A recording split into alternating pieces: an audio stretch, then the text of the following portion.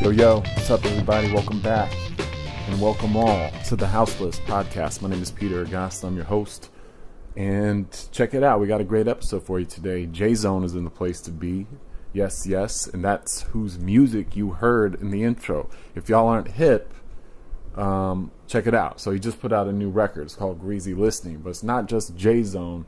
It's his dude, Pablo Martin, and him together as a group called the Do Rights. So if you haven't been hip to this new thing he's been doing, this is their second album, actually. So Greasy Listening just came out, and the debut is called J-Zone and Pablo Martin Are the Do Rights. Also worth grabbing. And you can go right now to thedorights.bandcamp.com to buy the digital version of it, but you can get the wax as well. It's also available on iTunes and Spotify and SoundCloud and all that shit. So that's part of the reason why we got up together today. But, you know, I've known J-Zone for a long time now, and we basically, you know, I wanted to kind of get a sense of like where he was coming from leading into this, because it's a departure from his rap shit, you know what I'm saying? And he quit rapping a while ago too, as far as performing live on stage. So I always kind of wanted to get a sense of why exactly he did that. So we kind of cover all this, and you'll see in the conversation. So I don't want to preface it too much. But I do want to thank you guys for tuning in, as always. I love doing this, and I love that you guys have been vibing with it. So if you subscribe, thank you so much. If it's your first time listening, you know, whether it's on iTunes or Apple Podcasts, or if you listen on the Stitcher app or on SoundCloud, however you do it, hey man, I appreciate it. You can hit that subscribe button right now. If you want to, copy and paste the link, send it to your buddy, you know, put it on your Facebook page, all that shit. Like, just spread the word. It's a DIY type of thing, and I like kind of getting the word out there, word of mouth style, you know what I'm saying? So, with that being said, yeah, I hope you guys enjoy this. It was a great conversation, and I'm going to be leaving the country. I'm going to Hungary to visit my family, so I'm planning on posting this the same week that I dropped my conversation with B+. So hopefully you guys dig that too in a week. And I might be gone for a whole, or unable to post another one for a whole week plus. So I wanted to give you guys enough stuff to listen to. But we'll see. I got a couple conversations lined up before I leave. So you never know. So it all depends on what me and CJ end up doing.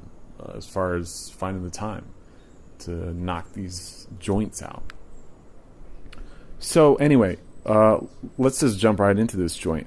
I played a joint off the new album, Greasy Listening, the Do Rights, and I end this episode with another song off of their just released sophomore album. So pick it up where you can. Do yourself a favor. It's great. I love it. It's some funk shit, but there's like a whole mix of elements.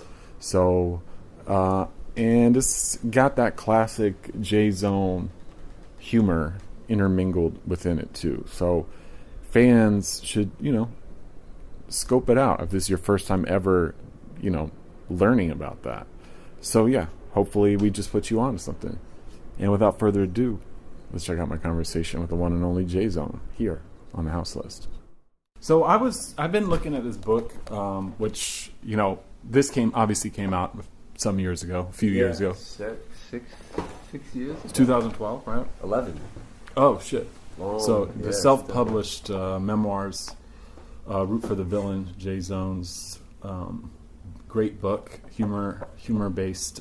I mean, I can tell how dated it is because you even mentioned Triple Crown in the insignia. Where was Triple Crown? It was in Williamsburg on Bedford Avenue, of all places. Oh, It was a man, spot that's It right. was a joint for a little while. Yeah, I used to play there. Yeah, it was good. It was like predated anything that was really We going did the on. DJ Premier party, right? Me and DJ Premier? Yes, it was. Yeah. J-Zone DJ Premier. I Yes. remember. Damn. That little like, I feel like that might not even happen nowadays. Like, you know, it was just like a weird period of time when it was a small place, small bar. Yeah, small. It used to get packed in there though, and you just had a mixture of a crowd. It was all different kinds of people and stuff. It was just It's that kind of that early feels Williamsburg. like that was I know was 11 years ago. That was '06.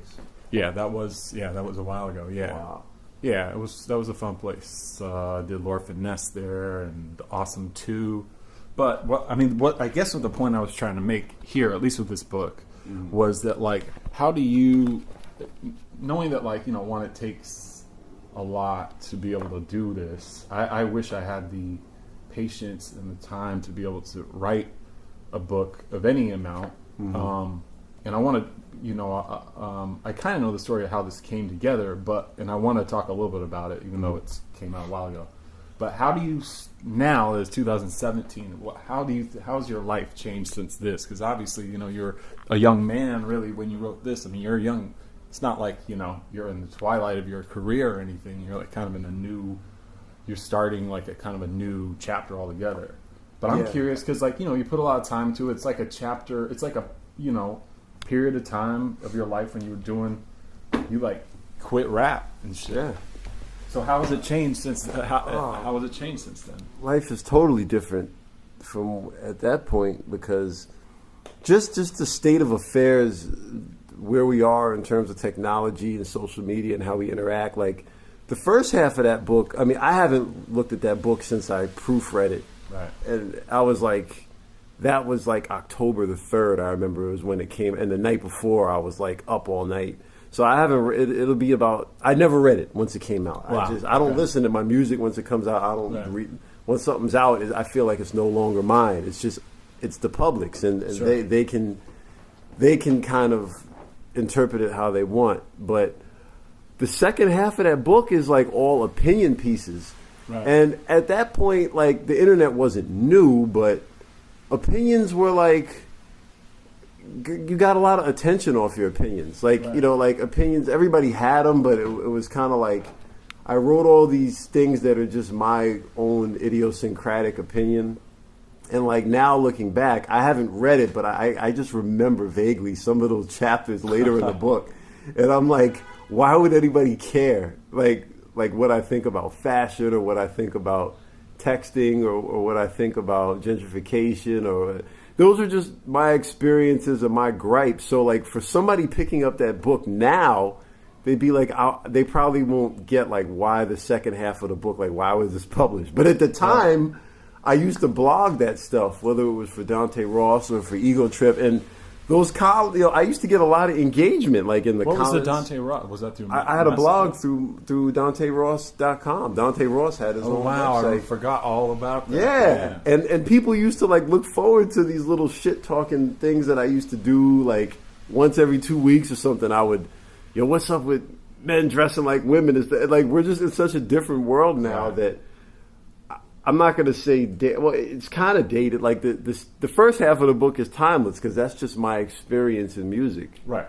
But the second half of the book was just my opinions, and now we're in the era where everybody has an opinion because of social media, so everybody's going to say, well, who the hell is he? Right, Like, it almost makes that kind of quaint in a way that like you have a book of this stuff of that time, but I mean, there's been generations of authors and opinion makers that were published. It's only in the last few years that every single person can have their opinion out constantly. It's not, it's not a thing anymore. Like you can just go on Twitter and read everybody's opinion, Right. or Facebook, or Instagram, or whatever. So people will probably read, and then the world has changed. I've changed so much since that book came out. So the opinion part of it, I don't know if it's going to hold up as well as the musical part, chronicling my career. But to answer your, initial question, I mean, like when I wrote that book, I was pretty much at rock bottom. Yeah. So what was the deal with? I mean, not what's the deal, but really like, as far as you took a major step away from performing. One, I think you quit performing for a while. Yeah. And kind of have not really returned to rapping on stage. Right? Yeah. And then even there's a pretty big bridge, a big gap between, regular traditional hip hop albums where you're rapping on them too. Mm-hmm. So, and that's when the book sort of came out during that time, right? Mm-hmm. So, what was the whole first, step or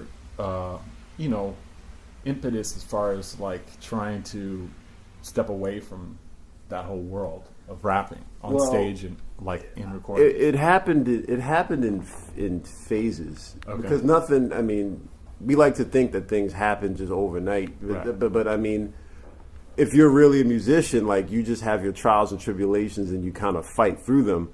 But then if you're dying like a slow death, or if it's like a slow fight and you're slipping rather than like an overnight there and gone, like a one-hit wonder is there and gone. But like if you're kind of like an independent artist and, you could do a tour in Europe and get a lot of love and make some money, sell some merch and pack the place and come home and play for 5 people in New York, that's normal.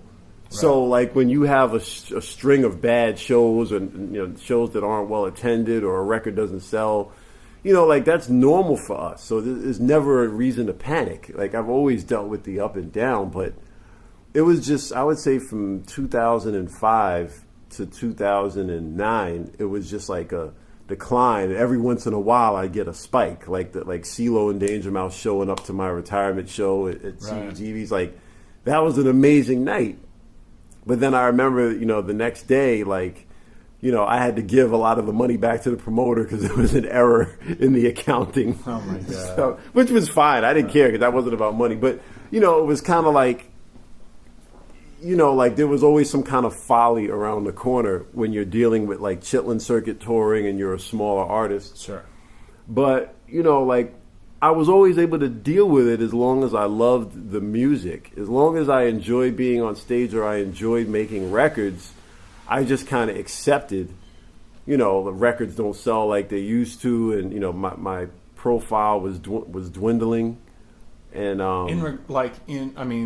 in regards to like whatever was selling at the time, right? I mean, it's because like you're obviously like some of your material is a little. It's part of like the concept of some of the records is a bit like self-effacing. Mm-hmm. You're kind of you have a self-deprecating style of humor, at least with some of the on the records and stuff like that. Yeah. So, but I mean, at the same time, as you like you said, as you got ventured closer to the mid-aughts or whatever, that was really like when physical, but people stopped buying CDs and like the earliest incarnation of real like.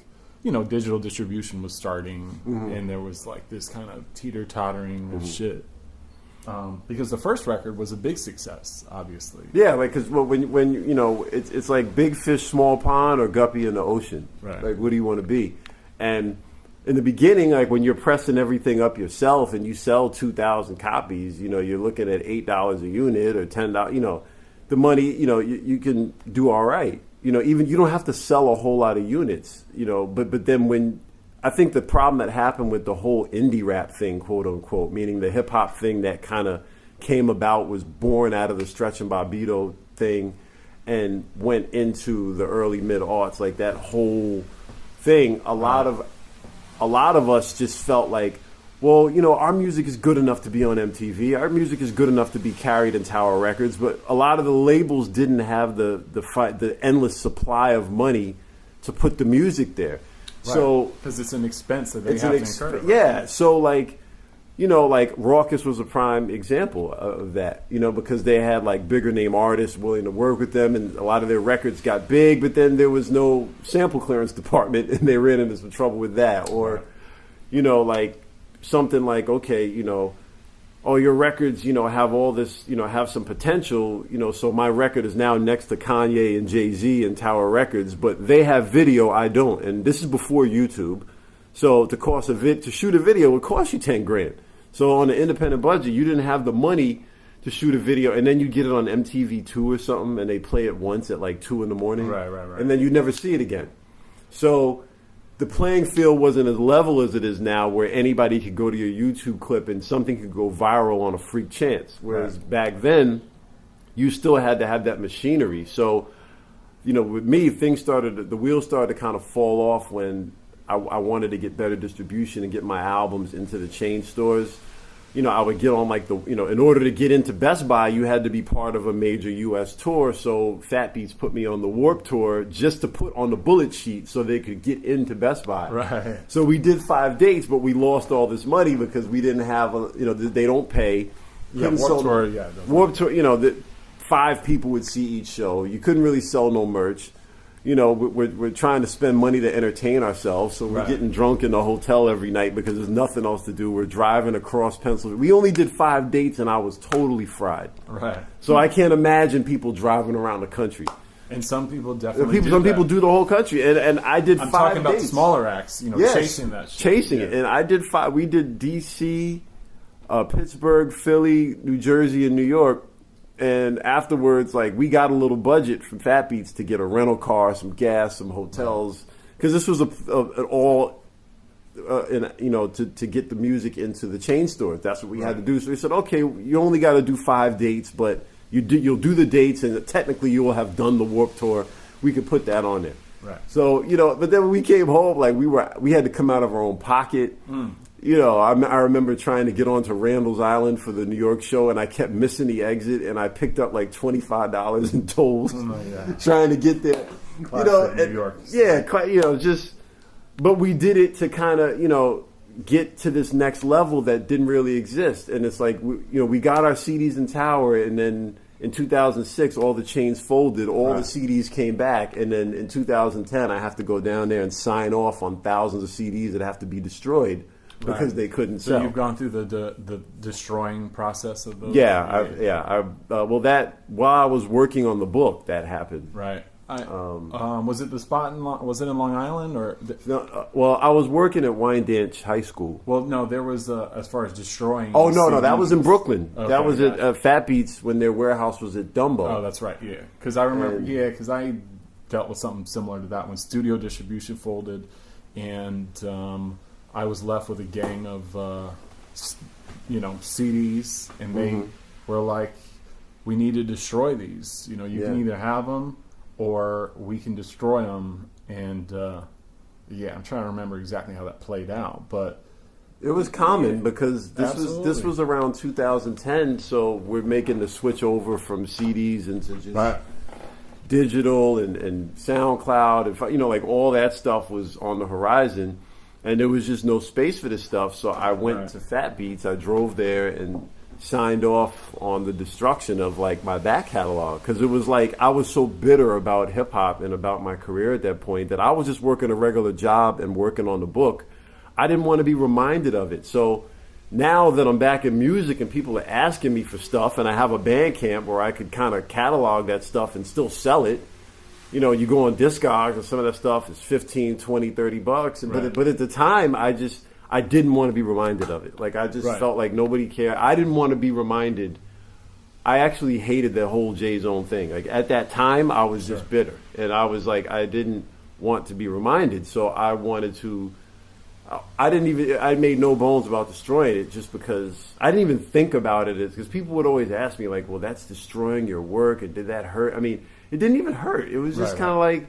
Well, it's almost a burden at a certain It was a burden. I was like, either it's going to be in my basement reminding me of something I don't want to think about, or I can destroy it and I don't have to think about it anymore. Right. So I went and did it, and it didn't feel good, but at the same time, it was just like closing a chapter for me. And it's just a product too, it's a physical product. It doesn't take away from the fact that you created that stuff. Yeah, the music still existed, but what did irk me a bit is, you mentioned digital distribution earlier.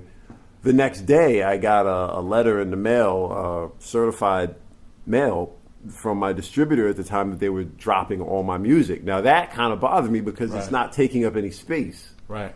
Like digital music, because there was no TuneCore or anything then. So back then, to get digital distribution, you had to sign up with a company. Yeah, it was a much smaller industry. A small industry, and you had to sign with. It was like signing with a label. I signed with a company to distribute my music digitally, and I had a catalog. I had 10, 11 albums, and they weren't selling the way that they had hoped.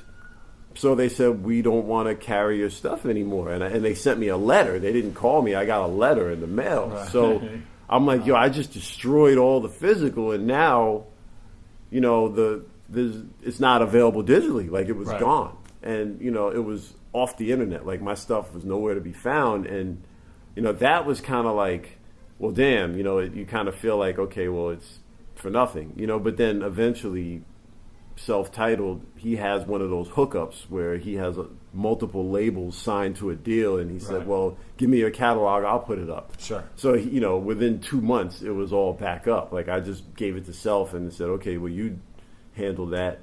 And he, you know, he helped me out with it. And now, of course, you can go to DistroKid or TuneCore or CD Baby or any of those things. Right. And you can...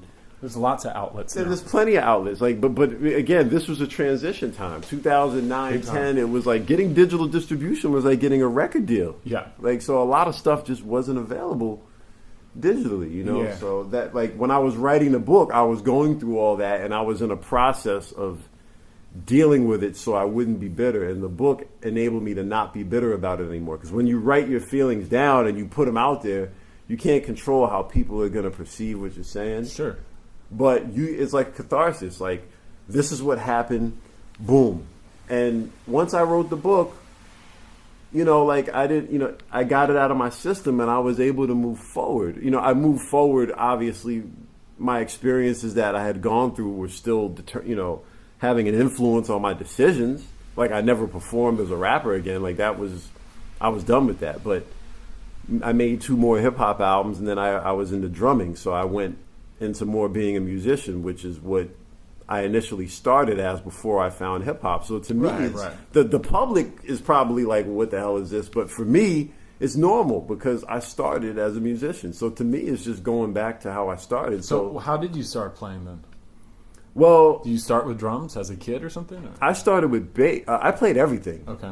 I was in a school band and a trumpet and violin, trombone. Nice. I played the trombone. I played as well. trombone, and I played the upright bass. That was the Oh, bass shit. was my Nice. main instrument. So I played upright in the orchestra, and I played electric in the jazz band, and I played on my own at home. And I wanted to be a funk bass player. So what I used to do was, when I was in elementary school, I was buying records older than me, like old funk records. And I would buy them because I knew that the bass lines were, Slave was like one of my favorite groups because the Hell bass yeah. the bass lines were just so. Mark Adams was a monster. Kool and the Gang, Cameo, BT Express, Brass Construction, Ohio Player, all those kind of groups. So I used to buy those as a kid because my parents had the records, and I'm like, listen to the bass. So I would go to old record stores when I was in grade school and take my allowance and buy one record every weekend. Nice. And people would be like, why don't you buy the new Run DMC? And I didn't even know what that was. Like, all my friends were into hip hop, but I was like, well, there's this Bohannon record, and his bass lines are always good.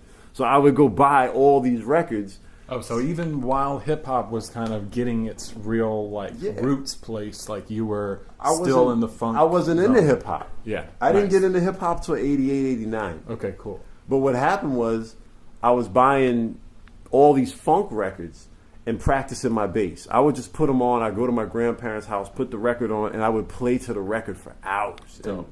that's how I learned how to play, by ear, following the records. And what happened was, eventually, my friend who lived upstairs, Rob, he used to always say, like, why do you listen to music that our parents listen to? You need to listen to some rap. And I knew Run DMC. I always kind of liked the Fat Boys because I thought they were funny. Right. But I didn't like rap beyond that. Like, to me, because rap at that point was like drum machine, so it didn't have that sound that I wanted. But then the hip-hop records started having samples in them. And I didn't know that sample. I didn't know what it was or nothing. But he told me he said, just watch MTV Raps. Just watch it. This was probably like in 88, 80, maybe early 89. Mm-hmm. And I turned it on, and I'm like, that sounds like Kool and the Gang. And it was EPMD, You Got to Chill. And I'm like, they're dancing inside of a freezer. And like, I'm like, this is pretty cool. But isn't that Kool and the Gang? And then, I started noticing the funk records I used to play bass to were in the rap records. Mm-hmm. And then when it was just the sampling. That's what hooked me. I didn't really, but then when I kept watching the hip hop stuff, they showed LL Cool J on Bad, and I'm like, he sounds like the biggest, toughest person on the planet Earth. Like, Oh, no yeah, well, that rapper can video, rap, too. just like I can. I take a muscle back. And I was like, wow.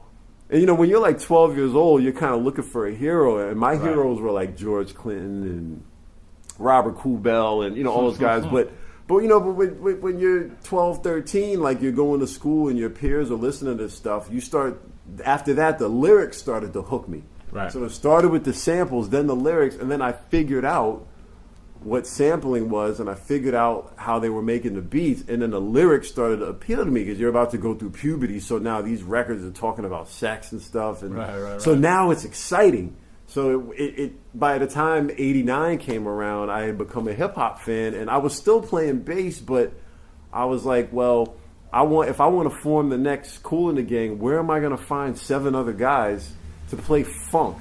Yeah, it was like one generation before you. Yeah, there was nobody trying to do that. Like, there were bands locally, but they were all playing rock. Right. Because this was in Westchester. And then the young black kids were in the hip-hop, and the white kids were in the rock. And I'm like, well, who's playing funk? I'm like, nobody's playing. I'm like, so for me to be funky, I might as well take these records out. Since I already have the records, let me figure out how to do that. Interesting, okay. So I was still playing bass in school, and I was still doing it, but I started practicing less and less, and then I started spending more and more time listening to rap. And I would still buy old funk records, but now I'm like, well, let me buy them for samples instead of buying them to practice. Where'd you go to buy records at up there? Oh, man. Well, I used to be in the city a lot because my grandparents were in Queens. So every weekend when I come to Queens, I used to go to Green Line Records, which was in Jamaica Avenue. Okay. Paul C. used to go there because it was around the corner from Studio 1212. Nice. It was on Guy Brewer Boulevard in Archer. So I used to go to Green Line from like 87 to 89. I was in Green Line every weekend. Wow. Buying funk. And then... Did you ever see Large Professor then? I didn't, but I was too young to know. I wouldn't, and that was before Main Source. Right. So I would have never known who those people were. But, sure. Like I used to do that, and then in the city there was a place called Dayton's. I think they were on 14th or 23rd, and then J&R Music used to have a back room where they'd carry records. Right. Colony was very expensive, but every once in a while I would get something from Colony. And then they had... like in Westchester, there was a place in New Rochelle called Records Unlimited that closed in 1990 for tax problems. Okay. But they carried hip-hop, reggae, and old records. So I would go in there and buy... I'll never forget, I went there the first time I ever bought a rap record with my own money. Mm-hmm. I went there, got a haircut around the corner at Al's, saw Grand Poobah in Al's getting a haircut.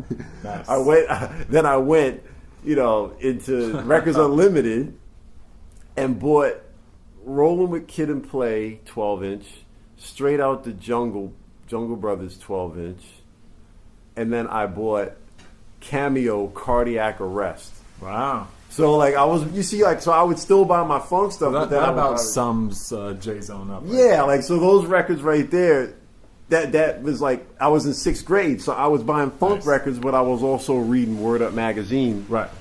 You're buying 12 inches too. So 12 inches and then cassettes. The first full album I bought was Stetsasonic in Full Gear. I bought it that summer in '89. Incredible album. Yeah, Talking All That Jazz was the joint. Oh, yeah. So I went to the New Rochelle Mall and bought that record for $6.99, and then I actually had Paul sign it when I met him, and that's the first rap album I ever bought with my own money. So nice. So we're talking. I had like this 2 different musical pedigrees going on, but then I eventually got into hip hop because it just seemed I could do it by myself. I could go in my bedroom and make a beat and write a rhyme, and it was easier than trying to find a band. So around 92, I got an SP 1200. I saved up working a summer job and got an SP 1200. So by this time, you know about gear. Yeah. Well, what happened was the summer of 92, I interned at Power Play. Okay, so how does that happen? Because back in the days, I used to read liner notes. Right. Whenever I bought an album, I would sit there and read the whole thing. Oh, yeah. Yeah. So, that summer, I was like playing football and stuff. I was like a jock, but I was really feeling this hip hop thing. I already bought some turntables, and I was telling my dad, I was like, "Yo, Dad, I want to see how these records are made." He was like, "Well, maybe you can get into a recording studio. Maybe you could be in the studio and see how it's done." And I was like, "Yeah, you're right." And I was like, "Well, maybe they always list where they record the albums on the back of the CD, so maybe if I look at the CD, I could find something." So I was looking at different CDs, and a lot of them said Power Play. I think I had, you know what it was?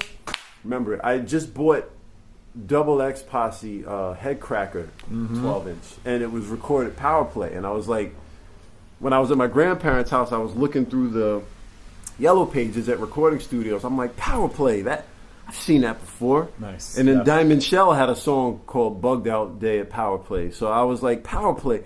I was like, maybe I could do that. So I just called them and I was like, hi, I told my name. I said, I'm in high school. I don't know anything, but I want to learn about this hip hop stuff. Can I come in and see what's going on? I don't know. He was like, well, do you want to intern? I was like, well, yeah. He was like, well, we can't pay you, but you can watch and you can run errands for us and then you can watch. And I was like, okay. So my dad drove me over to Long Island City. And the summer of '92, every Sunday, he would drop me off in Queens and I would be there from 12 to 5 every Sunday. So I saw Vagina Diner being recorded. So Akinelli's infamous debut. Akinelli was there when they were mixing I Love Her. I was sitting right there. Wow, that's amazing. The most controversial song, which at the time and at the time I was like, whoa. But I was listening to a lot of Rap-A-Lot shit, so to me I wasn't thinking nothing of it. But Rob Swift was there, and Large Pro was working this beat machine. And I'm like, yo, I saw Pete Rock with one of those in the Source. He was like, yeah, that's Pete. And he didn't know me. I was just some kid. And I was like, I want to get one. He's like, well, they don't really make them no more. I was like, okay. And then I went to Manny's Music in 48th Street, which is gone now. And they were saying something about, well, we just, reissued a small batch of these in black. Like instead of gray, they had the black case. Now, is this a 12 or 1200? 1200. Gotcha. With the internal floppy drive.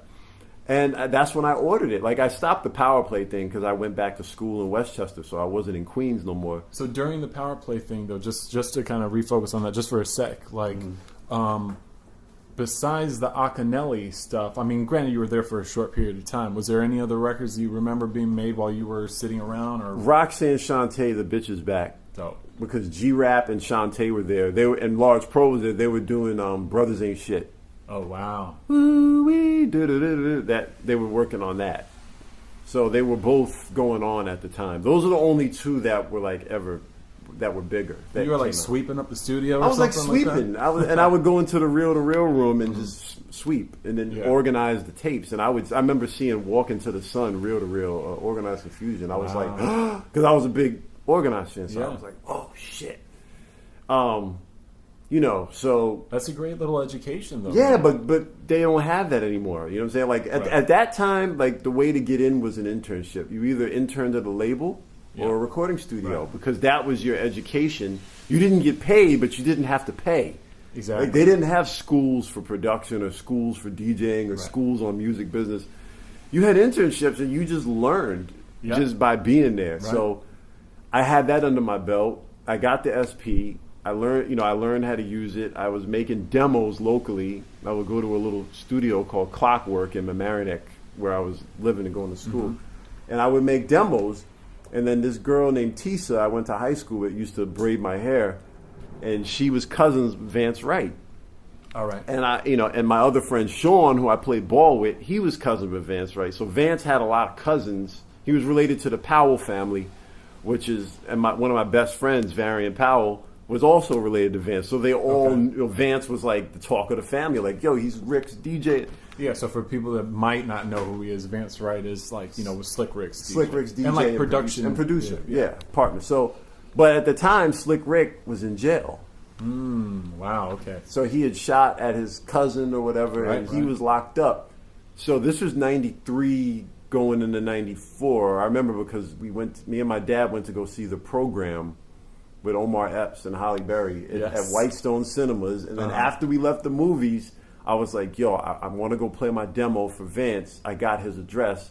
And we left the Whitestone Cinemas and went to Horton and Brook in New Rochelle. Now, anybody from New Rochelle will tell you Horton and Brook is bad. Like, it's a rough area. It's so wild because I can't remember the name of the Sadat X song, but Sadat actually shouts out those two streets in a song. Yeah, one of the things on Wild Cowboys. I think Horton and Brook get a long look. I remember. Horton and Brook was not the kind of area you wanted to just be. What's it like?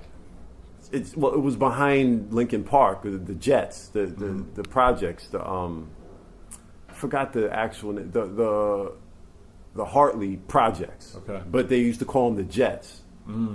And Lincoln Park. Yeah. I could think of any episodes I swung in Lincoln Park. That's what was it. So they're tearing them down, but Lincoln Park was rough, man. It was a rough part of New Row, and Vance didn't live there, but he lived at a house that was off, like on the next block over. Right. So my dad brings me there. I got my demo tape in my pocket, and I'm like, Dad, just wait here. I'm going to go up and just play this for Vance. So I'm going to the door. I'm ringing the bell. Vance wasn't home. I guess he had forgot I was coming. And then dudes start kind of scoping out my dad's car because he's driving like a black car, and the windows are like kind of half tinted. Yeah. And I was like, oh, shit, I'm going to get my dad hemmed up out here. And I was like, so I just ran back to the car. I said, he's not home. Let's go. And he's like, yo, man, where you bringing me, man? Like, these dudes are eyeing my car, and you're going to get me killed over some hip-hop, man. Like, what are you doing? And, I called Vance. I was like, yo, man. He was like, yo, my bad. And then I kind of was like, he played me, so I just forgot about it. Right. My other best friend, Kevin Bartee, he lived in New Row in another project. He lived in the Hollow. And he was walking down Main Street one day in 94. This was like in the spring. Like, I saw Vance around Halloween, and this was in like March. And he walked into Vance's studio by accident. Like, it just said studio on the thing, and he went to go check it out. And when Kevin saw it was Vance, he's like, yo, man, my boy Jay's been trying to get in touch with you. He was like, oh, yeah, I remember. Have him come down. So Kevin called me like, yo, I saw Vance. He wants you to, he remembers you from, he remembers he kind of stood you up. So he said, yo, Thursday, what are you doing after school? Nothing. I was like, all right, so I'll cut last period, and then I'll come to New Row and meet you. And we went there together, and I played Vance my demo, and he was like, it's dope. He's like, yo, I'm opening the studio. We need an intern. You want an intern for me this summer? I was like, yeah. He was like, it don't really pay, but if you learn this whole studio, it'll be paid. I was like, bet. So that summer, I went in there and just swept floors, and I would watch Vance work, and Greg Nice was there. Nice. And he was working on Jewel of the Nile had just come out, but he was there just working with Fat Doug and a couple of local cats. Right. I have the one single. They had a single. It was like Greg, Fat Doug, Preacher Earl. Yeah, those guys all kind of like... all of them were in the mix, because Vance is a North Bronx cat, so they all knew each other from them. And New Rochelle and the North Bronx are 3 miles away. So Right. So, dope. That's exciting too, man. Yeah, I mean, I did that over the summer. Right. And by the time school started in September, my senior year of high school, I knew how to use the ADATs, the reel-to-reel, the board, the compressor, everything. And so Vance made me a paid engineer. So then I would do sessions every Wednesday with my boy Corey. Like, he used to just do beat tapes and stuff. And then on weekends, I would do, real sessions, like with people doing vocals. Right. That would book the room, right? Yeah, they would book, and I knew the room well enough for Vance. He could leave me there. Wow, so you're the main engineer. Main engineer. Who are we talking about? Any significant records? The Young Guns came by one time. And the YGs. And the YGs used to roll with Pete Rock and Heavy D and them. They were from Mount Vernon. Those guys were real scary. Like, anybody from Westchester who grew up in the 80s or 90s knows about the Young Guns. Like, they had a reputation that leaked into the city because they were no joke. Like, those guys, wild dudes, those were wild dudes, man. And they had an EP out. It didn't do that well, so then they were just trying to work on some new material. And Vance left me there with the Young Guns one time. He's like, yo, I'm going across county. You got this. Kenny and Tommy Guest are coming through. Friday night, and I'd never been so nervous in my life, because he's like, yo, they're using the 2-inch, which is the reel-to-reel. Now, I knew how to use it, but I was mainly an ADAT guy. Because local people didn't have money. They couldn't afford a reel, so they would just get an ADAT. But they came in with a 2-inch, and I was like, I had to do like an edit on the 2-inch. So I was sweat bullets. Is it like with a razor blade? Yeah. Type edit? So manual edit, taping. Yeah. And I was like, holy smokes, I'm going to die tonight. Like, these dudes, they're known for like causing havoc. Right. And they were talking, I was like, the whole time I was like, yo, I love your album, man. Like, I'm just like, anything to let these guys not kill me. It's like, I love your album. He's like, oh, good looking. He was like, I was like, yeah, but they kind of gave it a low rating in the source. He's like, yeah, we gonna find that motherfucker. And I was like, oh man, I'm gonna get killed tonight. But I just kept stalling them because they were like writing re-edits to the song, and I didn't have to cut it. I didn't have to cut the Nice. reel. I just kept stalling them and rewinding it and playing it until Right. Vance got back. And when he got back, I don't think I've ever been so relieved in my life because I know I would have blown it if I cut the reel. Right. You know, Man. so you know, Classic, man. yeah. So I mean, I was doing this was like high school and like freshman year of college when I was at SUNY Purchase. But then I used to work with like Bill Blass from Yonkers, who was Billy Loose Screws at the time, but he was known as Bill Blass. He used to battle DMX Interesting. in Yonkers, and if you read DMX's book, Bill Blass was the man in Yonkers, and Right. DMX was the underdog. He had to take Bill out. Right. But Bill was a monster and a This nice is the guy. same Bill Blast that Large Professor. No. mentions This in- is Bill Blass from Yonkers. Yeah. Okay. Get Paid staff. It's just a bunch of cats from Yonkers. And then I started working with them a lot because Westchester, like every city has a different mentality, like a different vibe, like New Rochelle cats, Mount Vernon cats. But I always click with cats from Yonkers. Okay. So how would you Always. describe that kind of group of guys? But they were just grimy but nice Right. guys. Right. Okay.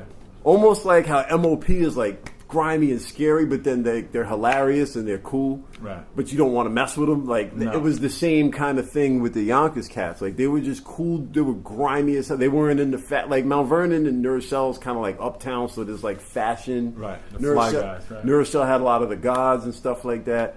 Yonkers was just hard hood dudes, but they were just nice people. They were nice, you know. They were like, "Hey, you're the engineer. How you doing? Yeah, we got this idea, yada." And they would get in the booth. It would just be like, "Yo, like, saying like." Right. So the guys from Yonkers were always real cool. So I mean, God rest his soul, Jay Blen, who just passed away, was a producer, and those guys would be working with like Jada and them. I never met Jada and them, but- Right. Because they were probably getting their start around that time too. yeah, I well, would they were assume. already out, but they had gotten on like the Main Source second album, and then they hooked up with Puff, you know. So They were on the second Main Source album. yeah, The Locks were. Yeah, they were on the Posse Cut. Bring It On. I forgot the name of the song, but they were on that album. Oh wow, amazing! Yeah. I got to go back to that. I got the bootleg. Wax. Yeah. So you know, but the Yonkers guys were always real cool. So I started working with them outside of the studio. Oh, nice. You know, like I would go to Yonkers and work with some of those guys. I remember one of them lived in the Mulford Gardens projects, and they tore those down. Those things, that was the scariest project. Those were little short projects, but they were Right. desolate. And I remember driving my car and being the only car on the block, and I'm like, yo, I'm gonna get killed tonight, man. It was just like, but it was like, Would it you was- take the sampler into an apartment? and yeah, just I would work go out see some Jay. script? Yeah, I would go see Jay Bland, who lived there. But you know, being young and all about the music, those were the things. I wasn't making a whole lot. I was making money engineering and stuff, but Right. it wasn't. There was no social media, nothing. So it wasn't really about fame. It was just there was a passion there for the Sure. music, Sure. and an excitement because it's the first time around. And I think that same passion is similar to the passion I feel interviewing drummers now, or playing drums, or joining bands. And as a drummer, it's totally different. So I needed to find that passion again. Right. It's So- just shifted into a different A corner different of thing. music. Yeah, like right? you have to find that kid again passion, as I call it, when it makes you feel like a kid, because when you do something long enough, you reach your peak technically, but psychologically you're just jaded and you're bored, and it's Absolutely. impossible. So I was Well, like, especially in hip hop too, which is Yeah, you know, it was just can like- be a stale art form at times. Too. yeah, like how can I get that feeling again in hip hop? I couldn't. Right. Like I couldn't get that feeling in hip hop again. I tried, and I wasn't feeling it. You know. Well, I mean, even that era too was like a trying era. I mean, as far as into that you know post 9/11, like mid 2000s and shit. Like there was a you know, it was saturated time. Yeah. So yeah, basically the point I'm trying to get to is, you know, not to discount the fact that you did, like, you know, several like big, somewhat ambitious full length albums. You know, both your, you know, widely known like vocal albums, but in the midst of that, there were some great instrumental albums too. That were totally different. I love the Jimi Hendrix one. Was I think is the most slept on one in that canon.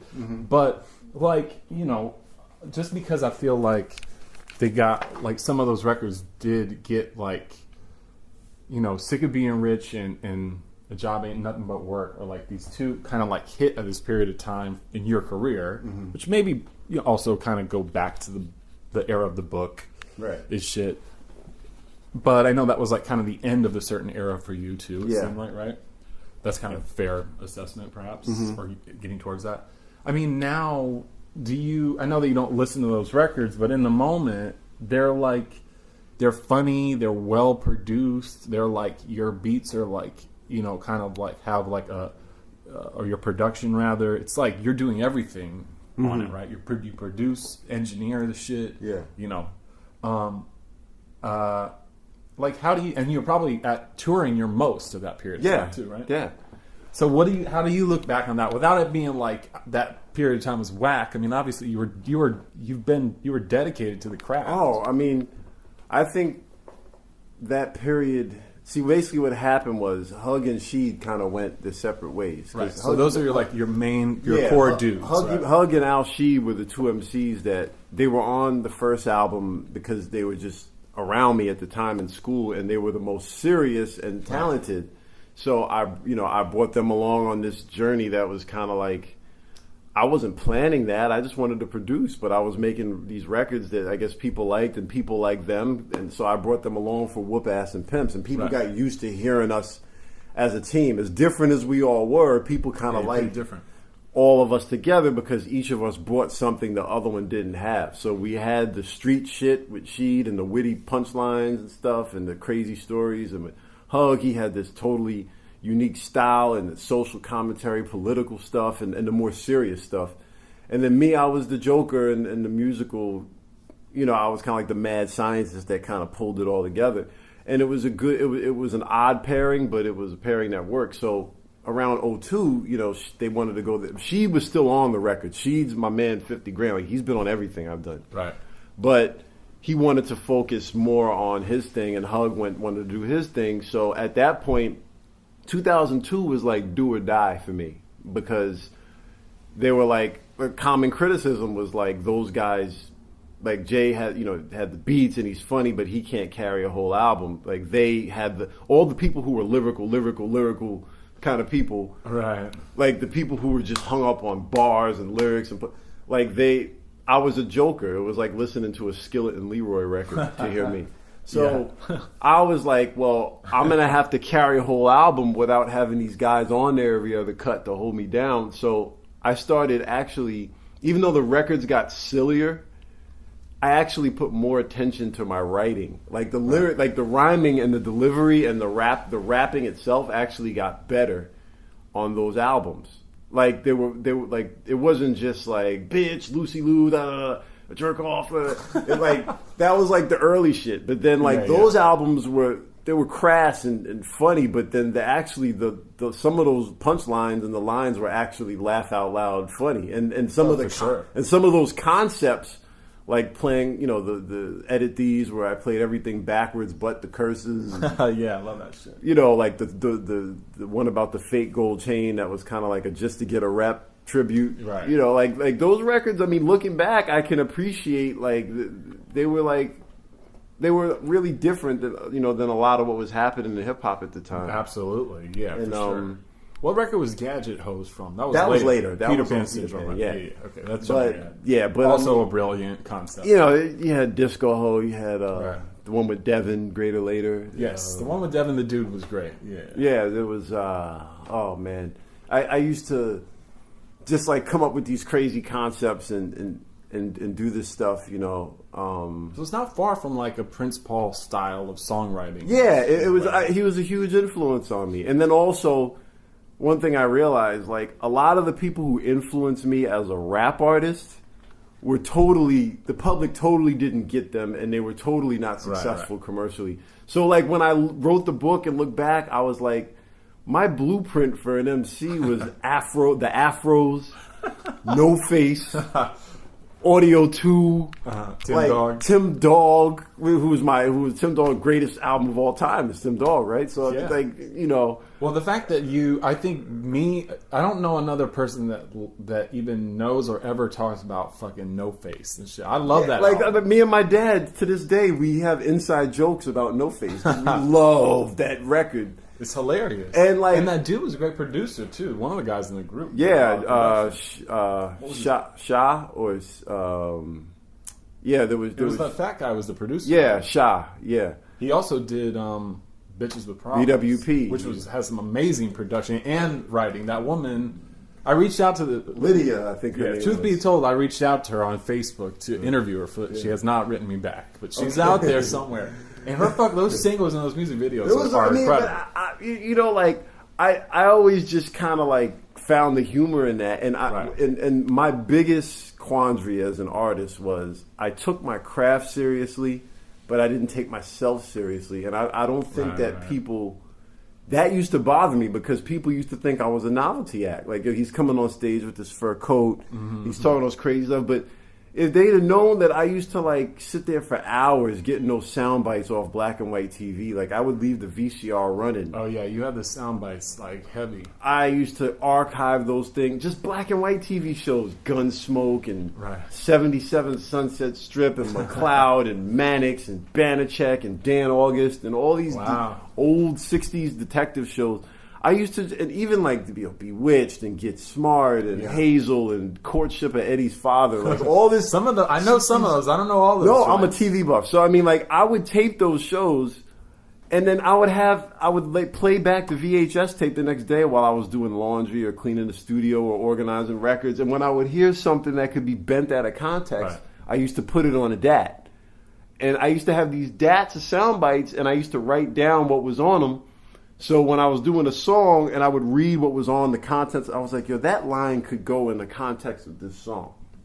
So I was very detail oriented, and I took a lot of pride in my production and the craftsmanship of making records. But people saw me because of the comedic element, they saw me as a novelty act, and that really used to get under my skin.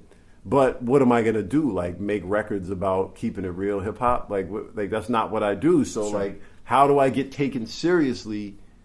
You know, and still. So I was kind of in this bind where it was like I didn't know.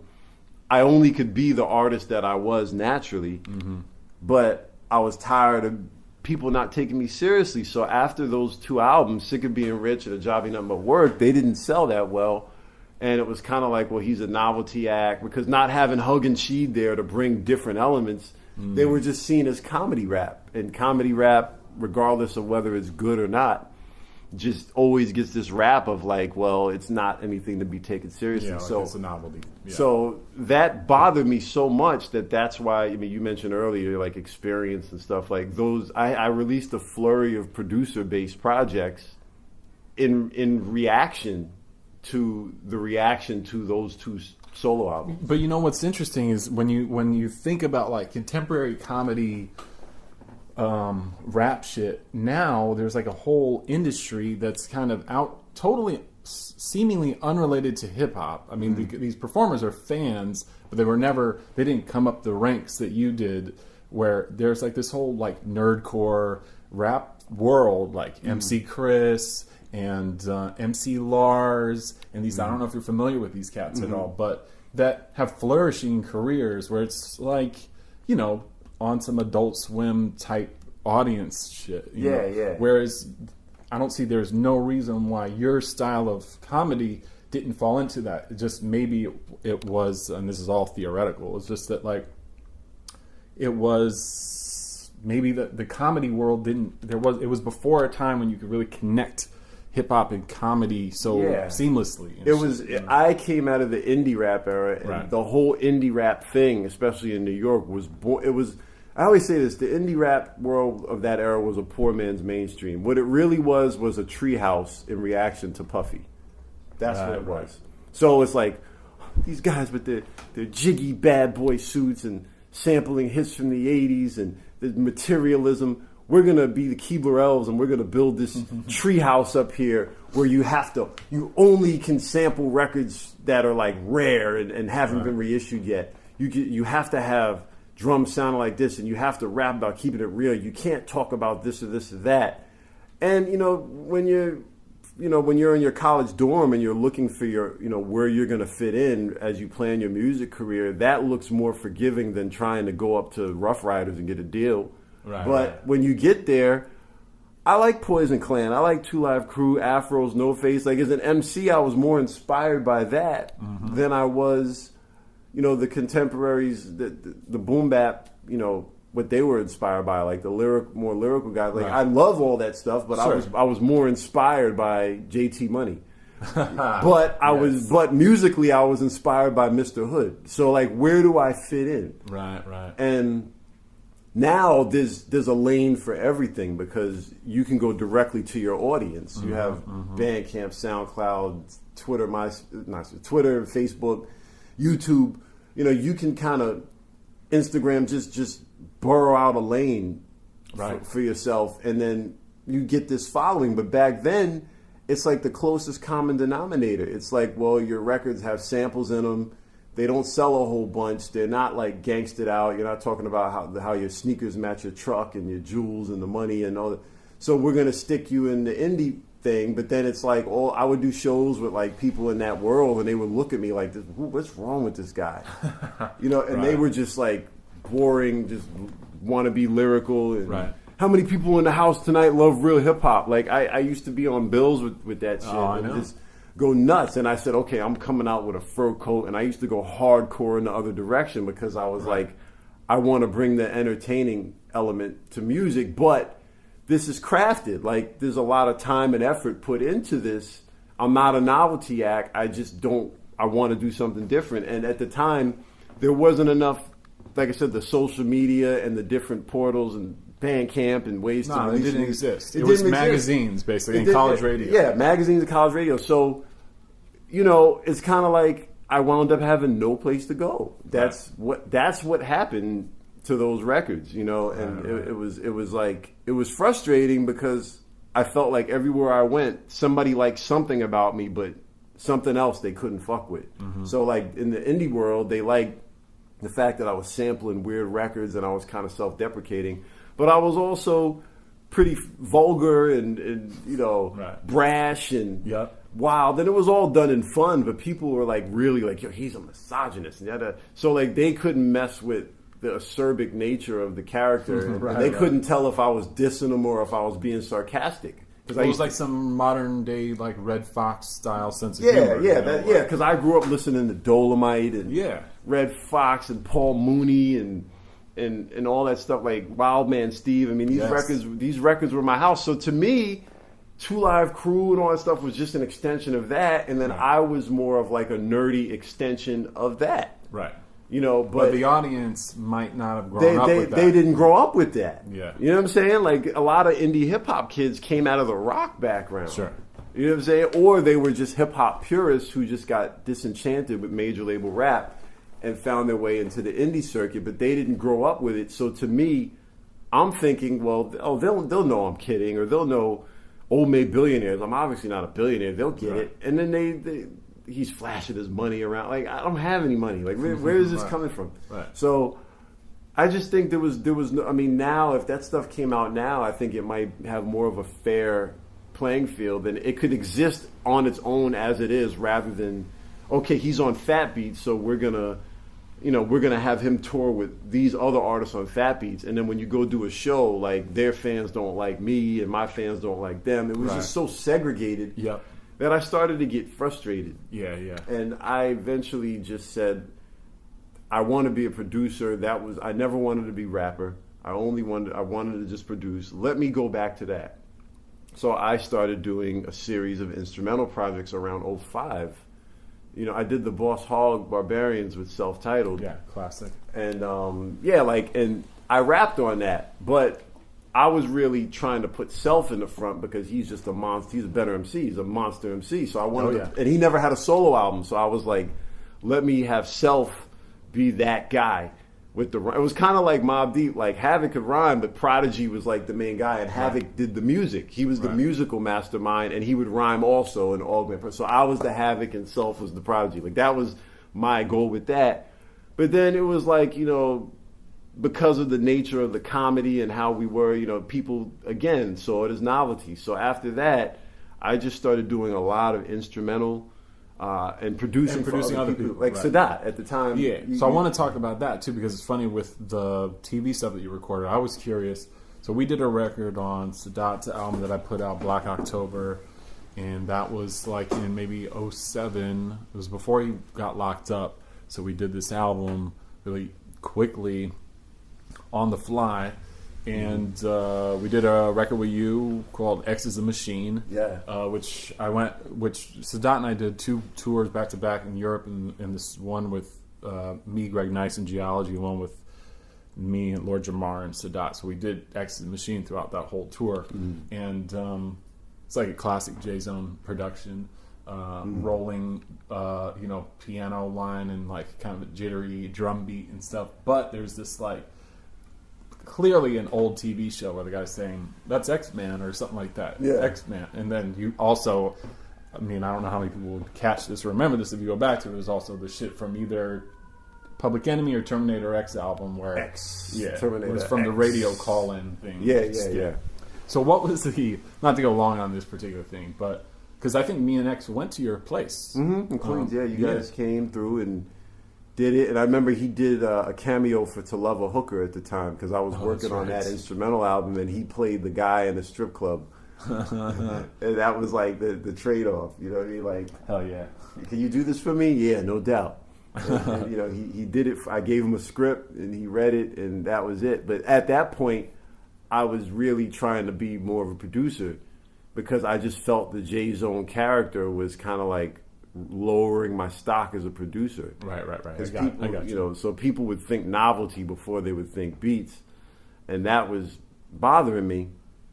But then eventually, like, I kind of just kept going. I did like the Chief Chinchilla stuff, like the Gators and Furs mix show, and then I did the Live at the Liquor Store album.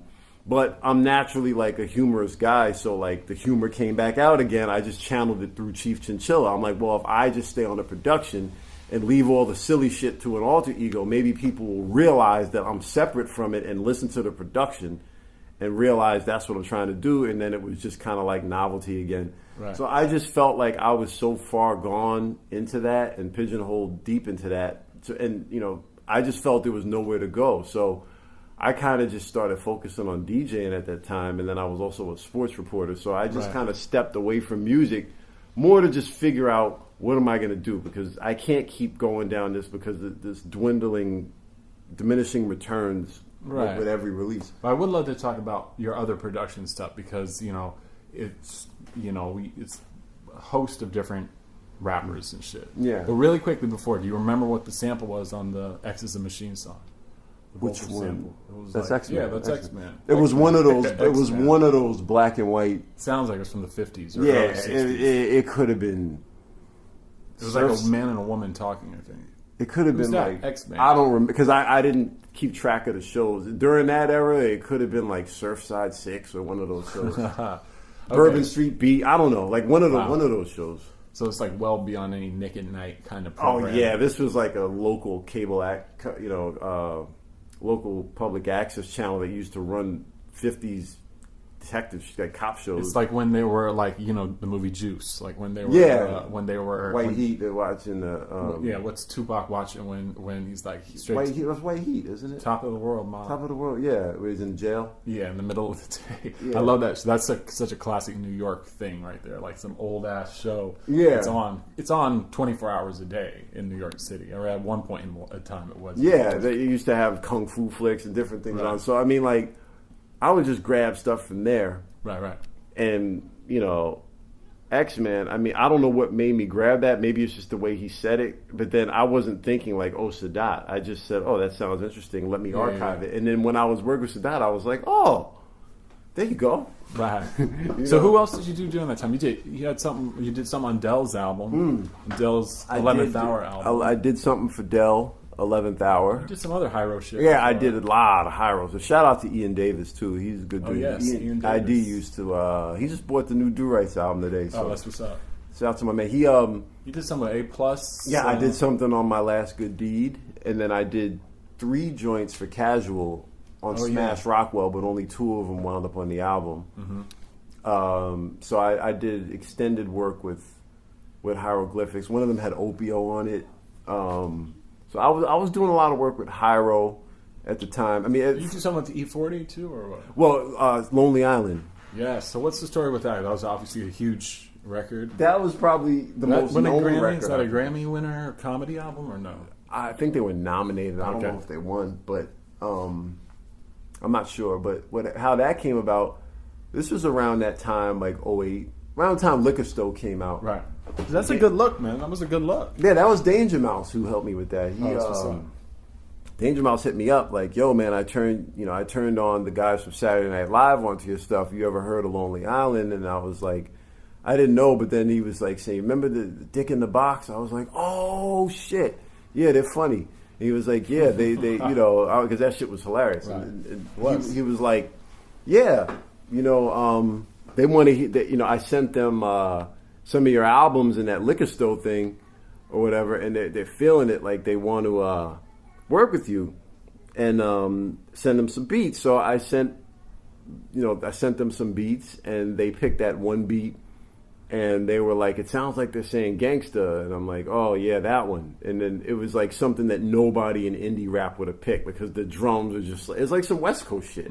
Like I'm like a New York dude, but it was just this hard pimp slapping with the claps and shit. So Right. it was Jay Zonish, but it wasn't no boom bap gritty. It was like totally awful. It was like some synthed out type of thing, but it still had that quirkiness to it. So they chose that, and they were looking at who to get on it. And when they called me, told me E40 was on it, I had to pull over. I was driving. I pulled over the side. I'm like, "No, you're kidding me."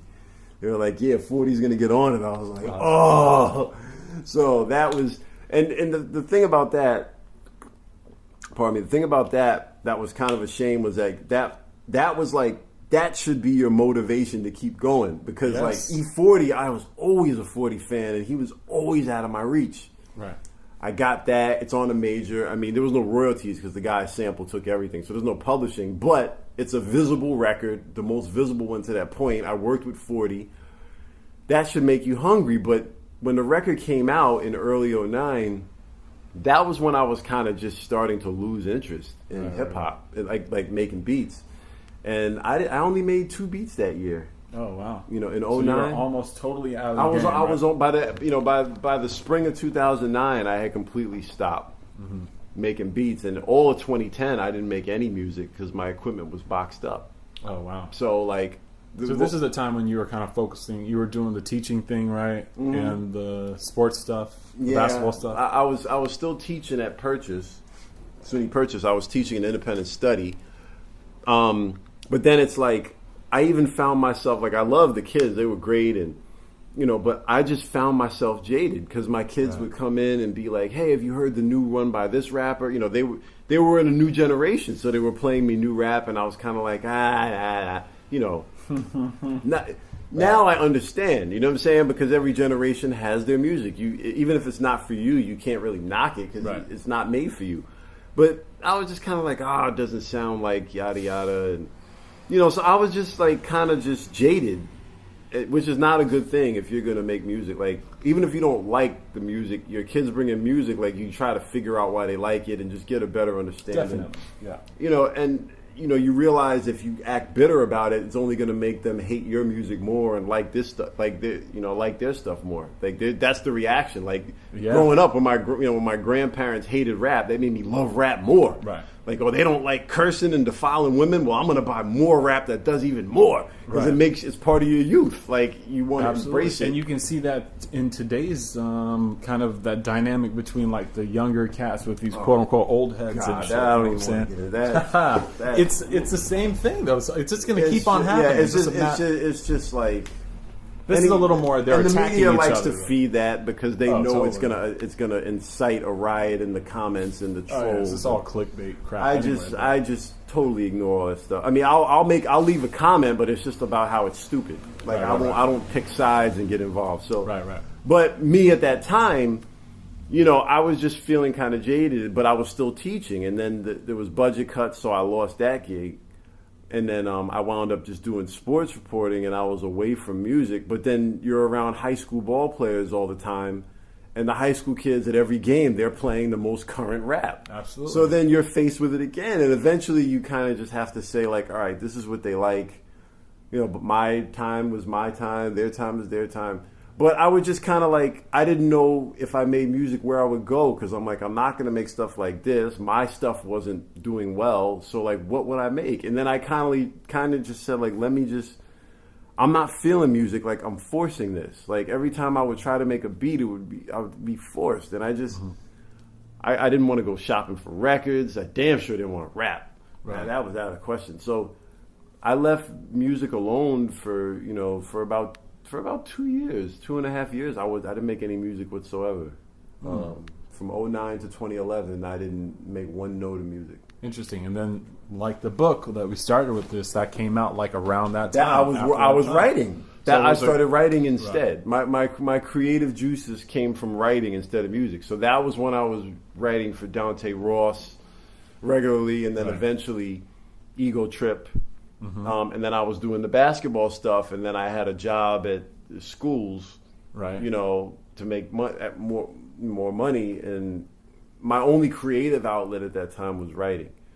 So I'll never forget, I wrote an article like when Kanye, I think it was the Taylor Swift thing happened, and I wrote like a blog post about like, because I thought it was hilarious. And I was like, I'm like, Kanye's antics are better than his music. Like I wrote that, and then thinking that, because I was like, this guy's hilarious. And then people were actually like, you're just mad and jealous because he made it and you did. I was like, damn, like people are really coming at me, And then I realized like, because I was a producer MC, I mean, it looks that way. You know what I'm saying? Like, well, that's what they associate you with, right? Yeah. So I mean, here's a producer MC talking about another producer MC, and I'm like, that's why I can't write about music and make music at the same time. That's why you don't see me writing. Like I'll interview drummers for my podcast, but I won't write opinions about other people's music, because I just feel like when you're a writer, it's like critiquing is like kind of part of your thing and you're outside of it. But when you're making music, I feel like I don't have anything to say about another musician. Yeah, I feel you. So like now I would never write something like that, because I'm making music and I'm like, I can't credit. I mean, Kanye's an artist. That's his art. I can't speak on it. You know what I'm saying? Like I who am I to have an opinion on it? Because I'm making my own art now. But it's not to say that what he did to Taylor Swift wasn't totally hilarious. I thought it was hysterical. I was cracking up. I mean, that's some hip hop. That's hip hop. That's hip hop. Well, and he had the bottle of Hennessy. Yeah, and Bum Rush the Show. I mean, I thought it was great, and I wrote it was great. But I said all that, because everybody, the general consensus was like, "Oh man, his ego is terrible." But he's so talented. And my thing was like, well, this guy ain't that dope, but his ego is great. I think his antics are amazing. Like, this guy says, I was like, I want to meet him. I want to buy him a dinner. This guy's great. But I was like, but his music, I don't see what the big deal was at the time. That's what I was saying. And people took that as jealousy. Like, oh, you're just saying that for shock value. And I wasn't. That was how I felt at the time. But then it was kind of like, I also realized that was my introduction to the hater thing. I mean, we knew the hater stuff from Bad Boy era, because everybody was like hater, but that was when everybody's opinion on the internet started to pop out, and you say things about people, and people say, "Oh, you're just mad, you're just bitter." So I would hear that, and then I was like, I'm not. I was like, I am mad and bitter, but not about someone else's success. I'm kind of just like frustrated with the music. So it was a confusing place to be. So I just said, let me just step away from the music and leave it alone, because I'm not passionate about it. I'm here like writing about other people's music, which is not my place because I'm a musician. And let me just figure this out. But then before I knew it, I just forgot about music. Like I was working on the book and just working and writing and covering sports, and I didn't even think about music. Like days would go by. And then, when I wanted to listen to music during that time, I found myself going back to the old funk and jazz records that I grew up on. And I was like, when I would burn, because this was before, this is like 2010, 11. I'm a Luddite, so I'm never up on technology. But I would always burn CDs for the drive to Wine Dance, because that's an hour drive to work. Yeah. So I used to burn CDs in the car, listen to it in the car, and I would always usually make hip hop CDs or whatever. And I remember I made a CD that only had like Billy Cobham and like Keith Hartley Band, which was an old rock band from the 70s. I'm not hip to them. Billy Cobham, I love. But yeah, but it was just a rock band. Yeah, It yeah. was just like a rock psych kind of band. Okay. And like I used to listen to that CD, and I'm like, all I'm listening to in the car is like old rock, old funk, old jazz. But I wasn't making any music, and like hip hop, I just had no interest whatsoever. Right. But then, you know, when the book finally came out, you know, it was like, okay, well, what's next? And I'm like, well, I'm not going to write another book. I'm not going to keep blogging because I can't sustain that. And and when you write for blogs, like you can only write so many blogs about the impact of Tim Dog's album on your life. Eventually, when you write a blog, like, yo, this happened in the news today in hip hop, parody that. So, like, you know, like, so like something happened with like Chris Brown or something, and you know, I had to sit there and think like, how can I parody this? Like when Mobb Deep, when Havoc and Prodigy were having problems, you know, I was like, well, you know, they broke up on, or some group, Naughty by Nature, somebody broke up on Twitter. Yeah. Like there was I think like it was Naughty by Nature, maybe. or something like that. So I was like, what would happen if NWA broke up on Twitter? So we created all these fake handles, Twitter handles for Jerry Heller, Easy, Ren, Yellow, Dre, and Cube, and Arabian Prince, and Tim Dog. And I was doing this hilarious exchange. And it was funny, but it was like, I realized if you're going to be a writer and write about music, and particularly hip-hop, like you kind of have to be super aware of everything that current events that's happening, and then you have to form an opinion and get it out fast. Oh, yeah. You have to write it. Like if something happens at 4:00, you got to be at your computer by 7, and you got to have something up by 11 at night. Like here's a hilarious take on what just happened. Right. And I had no interest in doing that. I just, as a writer, I just had some things bottled up I wanted to say. I had, you know, appreciation posts that I always wanted to do. I got them out of my system. I'm like, I don't see myself being a regular writer who's going to drop. We good? Mic drop. No, yeah, I'm okay. good. It's still rolling. So I wasn't going to be that kind of a writer to where I was just going to keep up with current events. The whole idea of content, as they say, I didn't like. Yeah. Like It's it kinda became unnerving. like, I was like, let me write something that I'm feeling. And in the world of journalism, it's quote unquote content. We need content. We need Right. 3 things today. We need this. And even with basketball, like it was content. Like what schools is that kid talking to? Find out content. Right. And I was like, as a writer, I have no interest in just writing just to keep up with, you know, current events.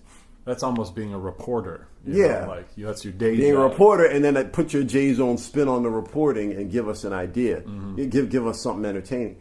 And I just, you know, in 2012, I kind of did that for a while, and I was like, the book died down. I was done with that, and you know, I had been DJing a lot because of my book. The book increased my profile, so like I played Soundset, and I was playing like a lot of. I wasn't going to rap again. That was out of the question, especially live. So when I had the book out, they were like, well, instead of doing readings, we want to book you to promote your book. Maybe you can DJ. So I would come out and play Funk 45s and stuff, not think nothing of it. But then I loved playing Funk 45 so much that I was like, man, I want to make this kind of music. Like I've been listening to this in the car for the last few years. I've been going back to my roots as funk, and you know, I haven't really been feeling the hip hop thing so much. Like maybe this is, but I'm like, how am I going to do it? So I was like, maybe I'll pick the bass back up. So I started going into Sam Ash and picking up basses and just playing around. Whenever I passed Sam Ash, I would just fiddle with it.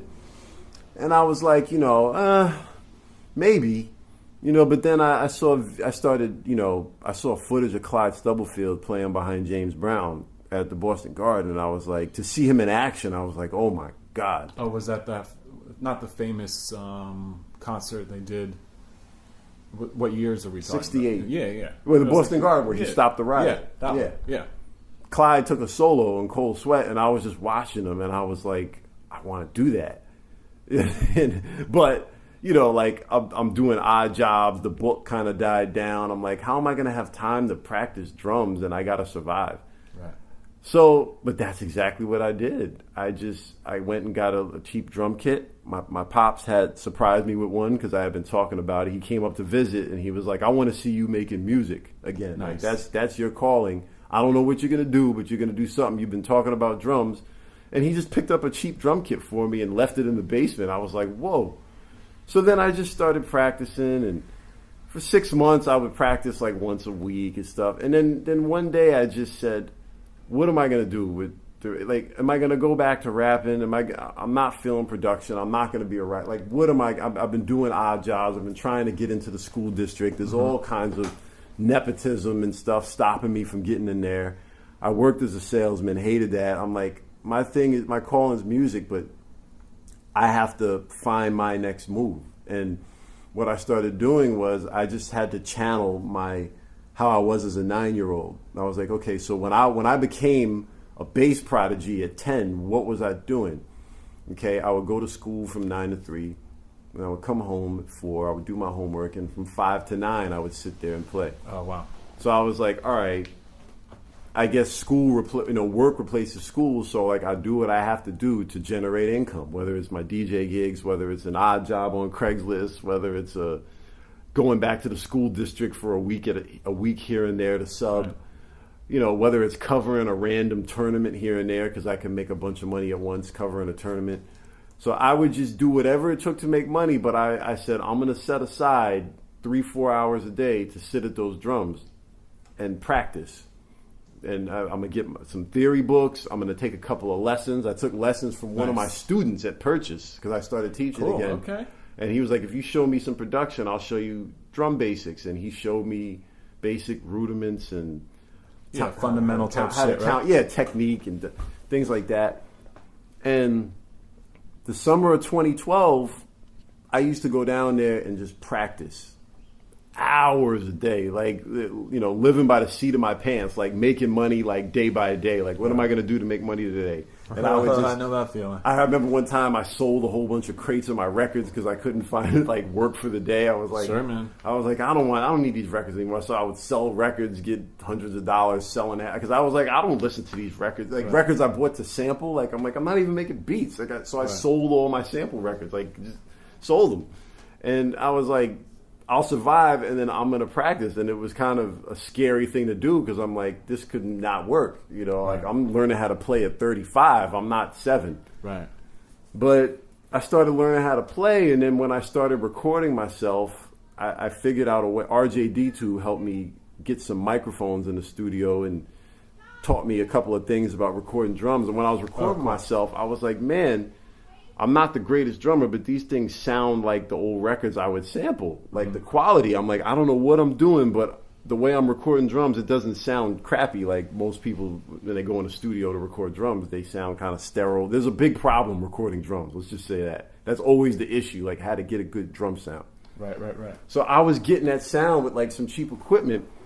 So I was like, well, what if I made a beat and used my drumming instead of sampling drums?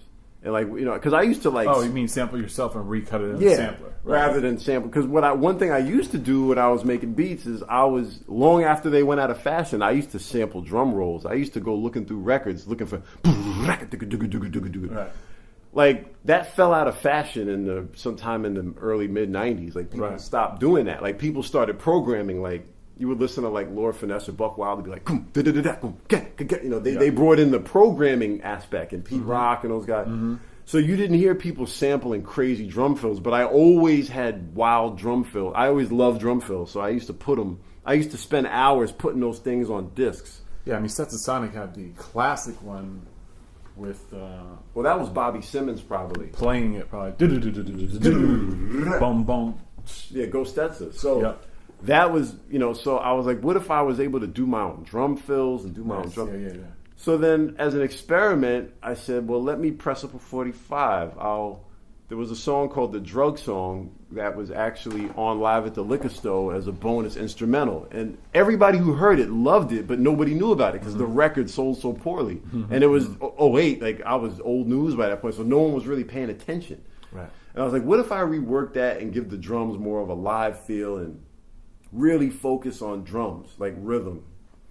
So I came up with like a reworking of that, and I'm like, man, if I played this out at one of my parties I'm DJing, this would go over. It's up tempo, it's funky, the drums are wild. I was like, okay, well, what am I gonna put on the B side? And there was like a beat I made for Lonely Island, the last beat I ever made in '09 before I quit, and they never used it. And I was like, let me make a rap song out of that, just to put something on the flip side, because I have a bad history with instrumental records. Like whenever I released something entirely instrumental back then, it never sold. So I'm like, well, let me put a Jay Zone record on there to sell it and use the drug song as the A side, because that's where I'm trying to go. Oh, like a split. A split, and I'll get to it later on, but that eventually became a theme of mine, like a rap song on the B side and where I'm trying to go on the A side. So I did the drug song, and then I did the Fox Hunt with Breeze Brewin. That was the rap song, and I wrote a quick verse. Breeze wrote a verse, put it out, not thinking nothing of it, and the record did well. Like, yo, Jay Zone is back. I'm like, I'm not back. I just wanted to. I put a rap song on there to sell the instrumental side. But then the record did well, and like I'm still struggling to find work, and I'm getting a little better on the drums, and so I said, well, let me come up with another 45. I'm like, well, what am I going to rap about? And then I was like, well, a lot of those book chapters could make good rap songs. So I took the Gadget Ho thing and made a song. So I was going to do a Molotov Cocktail Gadget Ho 45. Molotov was an instrumental with me drumming. That's the first song I ever really drummed on in my catalog. So I came up with all the crazy drums. I'm like, yo, this is what I want to be doing. But then the B-side was Gadget Ho. I was like, okay, let me just put this out. But then I was having such a hard time finding work, and such a hard time, like at the time I had just turned 36, so there's people like, yo, you're gonna get married, you're gonna have kids. I'm like, I can't even, I'm learning how to play drums and trying to keep my head above drums water. Out first, Like, I can't afford to start no family, You have to. So like when all the trials and tribulations are like my everyday life at the time, one day I was like, I came from like a job fair, and it was like a really, like they wanted me to work for, like edible arrangements, like drive the car for the Valentine's Day rush. I'm like, Jay Zone driving the delivering flowers and cakes on Valentine's Day for like no money. And I was like, that's so sad that it's actually funny. Right. And I came home, I told them I got in a car accident. I called them up on Valentine's. I was like, listen, I'm not going to do that. I got in a car accident. You okay? Yeah, I'm okay. I'm not going to come in. Hung up. And I was like, I know what my next album's going to be. I'm going to make an album about adulthood and like what that means, and like what happens if, because we have like generations of millennials and even some Gen Xers. Like the student loans are so crazy. Like most people my age couldn't afford a house. Most people my age aren't married. Most people my age, a lot of are younger. Like the generation right after me. But it just so happens that I'm at the tail end of Gen X, where like a lot of my older peers were more like my parents. They got married, they got a job right out of college, they're stable. Right. But me, I felt more like a millennial. I'm 36, I'm odd job and learning to play drums. I'm single, like I can't really afford to date right now. Like all this stuff, and I'm like, I feel like, I'm taking care of my grandmother, which at the time was a reality. Yes. So I'm like, most people when you're this age, you're supposed to have your house and your car and your wife and your kid. Right. And I'm like, but like I hate, I'm nowhere near any of that. I'm learning how to play drums with my free time. I hate text messaging. I'm doing online dating. I hate all the dates I'm on. Everybody wants to text. I hate texting. Like I'm going into Whole Foods and seeing people like, buying, like they'll buy a juice that's like $17. And I'm like, how do they afford? So like, I'm like, what if I made a song about like doing a slip and fall in the Whole Foods and suing them? Like just all this weird stuff started coming to my head, and I'm like, I'm going to make this album. And that became Peter Pan Syndrome. I recorded that album in 3 months. Hell yeah. And I was like, the concept of the album was growing old, not so gracefully, and like this like kind of melancholy undertone of like, yo, what am I gonna do if I don't fit into the status quo? Right. What happens? Like, what happens if like when this is my story. Like, how bad is my life? Because we're also in the Facebook era at this point, so everybody's yesterday at 2:50 a.m. such and such was born, 6 pounds 2 ounces, 900 likes under the photo, and then I'm like, hey, I'm learning to play drums, 2 likes under. So you're like, you're looking at it's like, hey, I just got a new job, 150 likes, like yo, I'm finally learning how to play an instrument. This is great, 3 likes. Right. I would tell people, yo, man, I'm learning to play drums. Yeah, but are you going to get a job? So. The social media at the time were just making me, makes you feel bad about yourself. Oh, for sure. And like, because we're in this thing of comparison. So like, I was like, I could either get depressed and wind up like I was in 2010 again and get even further into a depression, or I could turn this thing around and try to make an album with the main storyline being 40-year-old man in the club / I don't have my shit quite together / I don't want what everybody else wants / like what the hell am I doing? And the tagline from the musical side could be, I'm moving into learning how to play drums. I don't know where it's going, but this is my passion. So like the co-star was like drumming. So Peter Pan Syndrome has instrumentals that have drum breaks and different things. Right. So when I put the record out, it was kind of like what I wanted. Like half the reviews focused on my return and what I had been through in music and getting disgruntled and coming back and realizing that I wasn't fit for the real world. And then half of it was like, yo, he's a producer, but he's playing drums now. He's learning some things. And that's what Peter Pan was. And, at that point it was like, okay, it was kind of like the book. Like it was seen as a success and a victory, but what's next?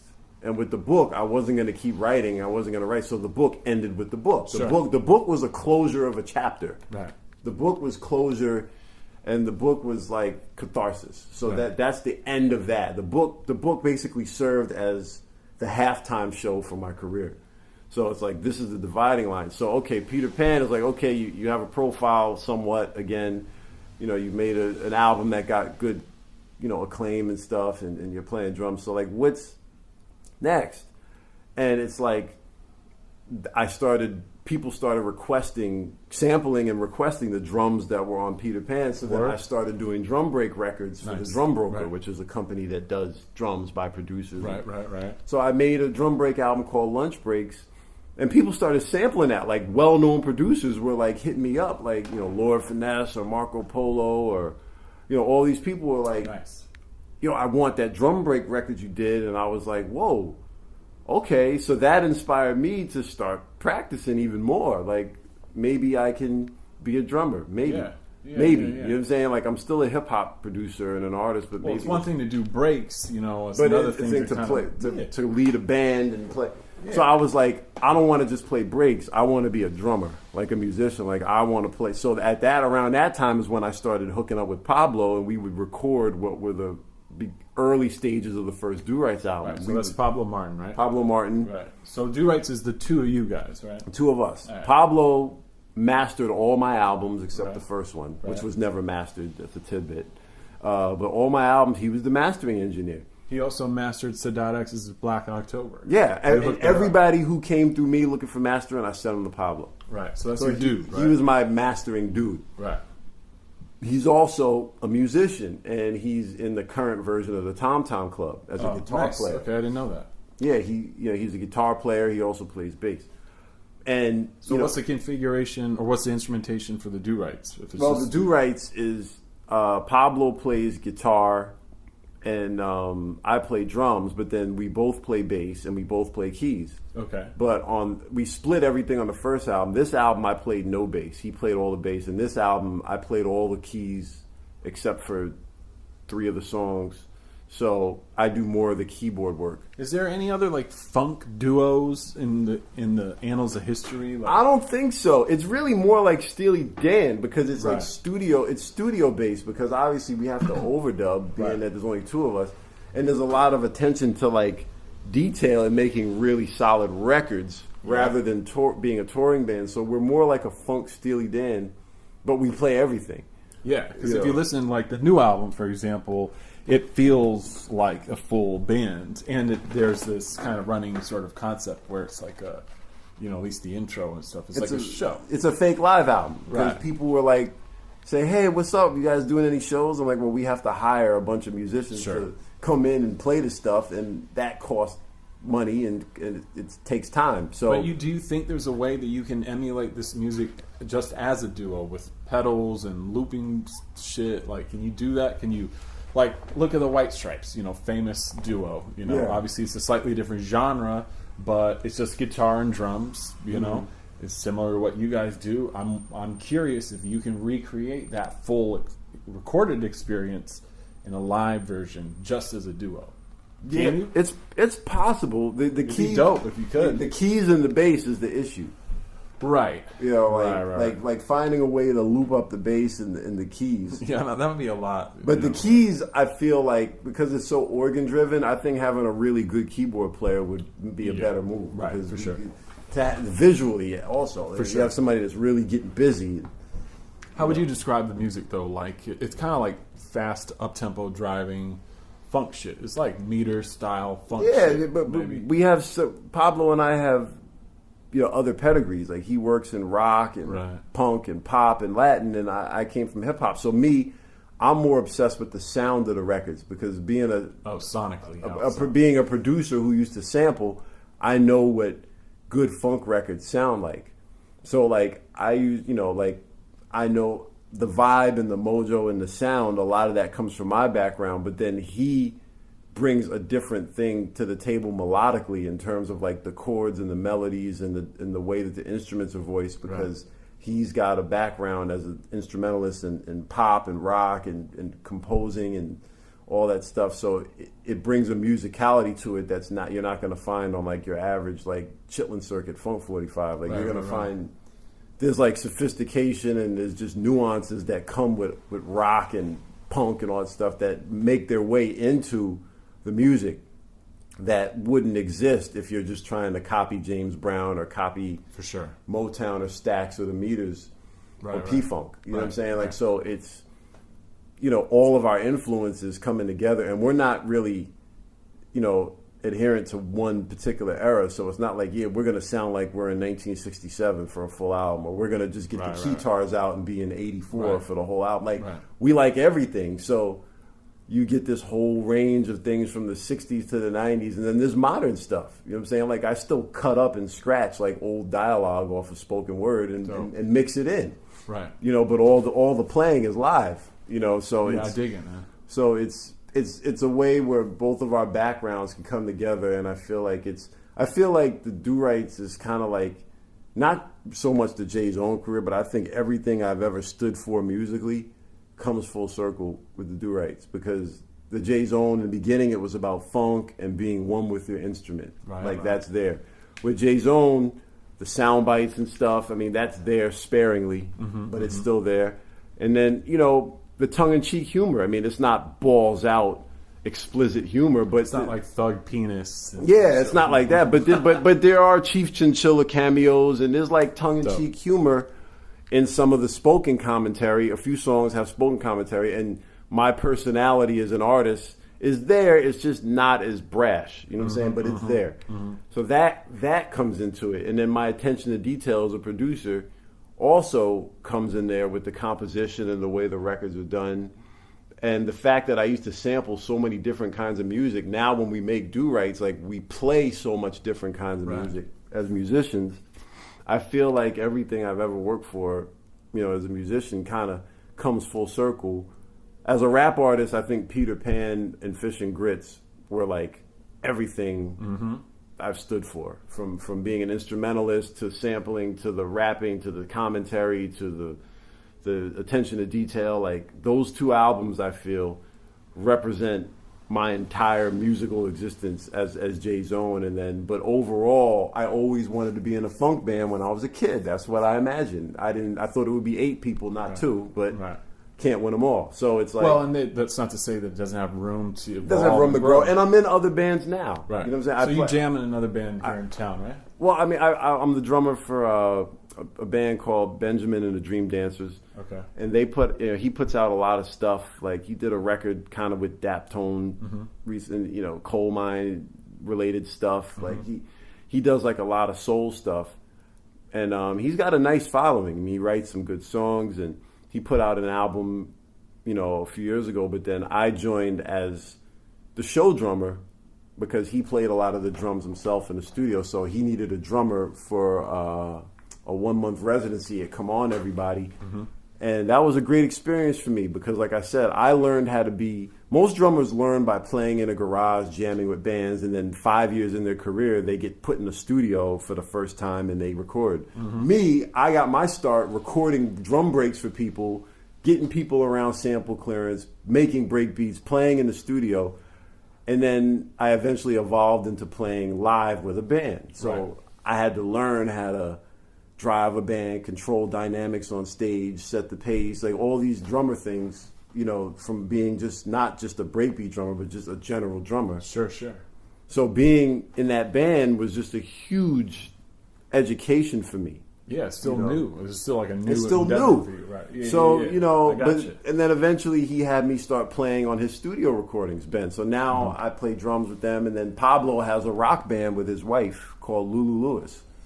And, we're a 5-piece rock band, and I'm the drummer for that. Oh, nice. So you got a couple of gigs. Yeah, so I go play rock and roll, then I go play some soul. Then in the studio I have Do Rights and another side project of mine called Zone Identity, which is more like jazz funk. Dope. And then there was a 45 of that. Yeah, there was 45 of that. It was Funkitis. So when does the Do Rights album come out? When does it ship? It's out now. It's shipping. New joint. It's shipping on Monday. Greasy Listening. Okay, cool. But Greasy you can order it now. Right. Pre-orders are up, and then digitally it comes out Friday, September 22nd, like iTunes and Spotify, Apple Music, and dope. But the it'll be in stores on Friday. So, the Do Rights is out now. I also play jazz locally with this cat named Ray Romaine, who's a Hammond organ player I met through Large Professor. Where's that at? In my neighborhood in Jamaica, Queens. Like we just like a spot. No, we've just been getting together jamming, but we're gonna probably play in like a local restaurant, weekday thing. Because to me, that's more about just getting better as a drummer. Because like jazz is a whole different thing. Yeah. So definitely. People who play jazz are kind of born into it, and it's just a different language. It's a different feel. It's a different set of song. The song book is different. So. But I want to learn. So, like, to me, just being a better drummer all around, like, I play anywhere I can because I made that decision in 2012. Like, if this is what I'm going to do, be a composer and a drummer. Like, I also write songs and play a little keys. So, like, if this is what I'm going to do, then we got to do it full blast. Like, I take gigs, and as long as I can do it, I take it, and then I work locally. Jazz is a little intimidating, but I go over there twice a week and we practice for 3-4 hours. That's dope, man. That's serious discipline. Yeah, because I feel like I know in my heart that, going back to the J Zone thing, like when I first started drumming, I was like, well, the J Zone thing is always there. I can always put out an album. Mm-hmm. I can always put out a J Zone record, and the fan base, the niche fan base will be there. And it's not saying that I can't do that or that I won't still do that, but as I get older, like that it's kind of like it's not really where my heart is at. Sure. So I had to look at it like, what if J Zone wasn't an option? Like going back to making rap records, like that's not an option. What are you gonna do? And that's my motivation to take on. To jump in the deep end of the pool sometimes. Because it's like, because let's be realistic, like I could always make a rap song and press it up on a 45 or put it out digitally. Right. But I'm not going to tour. Yeah. I'm not going to do a show. I mean, I'd rather do jury duty than do a rap song at this point. Well, what about the Do Rights? You think there'll be a time? You should, man. I'm telling you. Don't pass on any more gigs. I'm trying to help you out. Yeah, man. I definitely think we could, we could do that. Yeah, it'd be great to see what that would be like live. Yeah, it sounds like it would be a great live type of gig. Yeah. So I mean, I'm using this time playing with the rock band and the soul band as like getting my live thing together. Yeah, for sure. The rock band, we're going to Vegas next month, so I'm getting to travel. Travel as a drummer, and sponsored by hiphopsite.com. I'm playing. Hip hop site. Wow, that goes way back. No, this is like a corporate. I'm sure you sold some CDs on Hip Hop Pizzo, site. yeah, of course. Yeah. But this is a corporate gig. Okay, so good. It's like good in Vegas. you, so I mean, we get to travel and doing my column with Red Bull Music, Give the Drummer Some, like that's. Yeah, so what's Going the, full if you circle. can, because it'll be easier for you to say it than me to remember in my intro and outro, but, so this is it's an audio thing, or is it written interview? Well, it started as phone interviews, and Okay. it still is, but we decided to cut a few episodes in the studio, like how me and you are doing, Right. but at the drum kit. Dope. So you And- play a little bit? Yeah, demonstrate and stuff. So, So who are some of the cats that you've talked to? well, in the studio, I did Bernard Purdy, Amazing. Greg Arico from Sly and the Family Stone, Wow. and my boy Leslie Ming, who he was with BT Express and Evelyn Champagne King and Kashif, and he actually played the Juicy Fruit beat before it went on the drum machine. Then they took his beat and put it in the drum Really? machine. Wow. But he was a studio drummer in the 80s, one of my biggest influences. That Dope. guy, great dude. And I had those three guys come in. The radio show's still in production. It's been in production for a long time because it's just tedious to edit everything. Right. But in the meantime, I've done tons of phone interviews. I mean, I did George Brown from Kool and the Gang. He was my first interview. Classic. Did Yep. that in person. Mike Clark from Herbie Hancock and Headhunters. Cool, man. I did him, and then over the phone, I did Steve Arrington. Oh, great. Greg Yes. Greg Webster, the original Ohio Players drummer on all the Westbound shit. Dope, man. So yeah, heavy hitters. Like, Yeah, you know, Frank Waddy, who was the original JBs with Bootsy, and he was in Funkadelic and stuff. I did him. I spoke to Robin Russell yesterday, who was the New Birth and Nightlighters drummer. Wow. And he played on Gotta Get a Nut and Whoa. all those crazy New Birth records. Yeah.